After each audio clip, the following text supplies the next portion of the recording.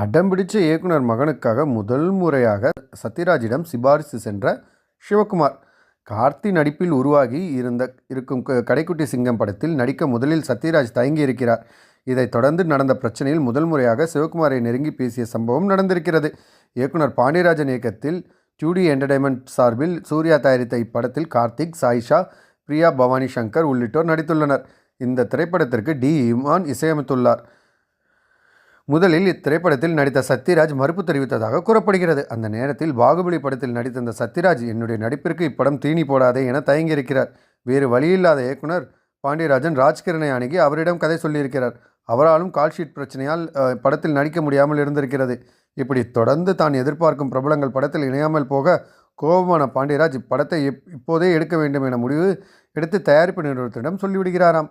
இதை கேள்விப்பட்ட நடிகர் சிவகுமார் நேரடியாக பேச, இப்போ இயக்குனருக்கு யார் தான் வேண்டுமா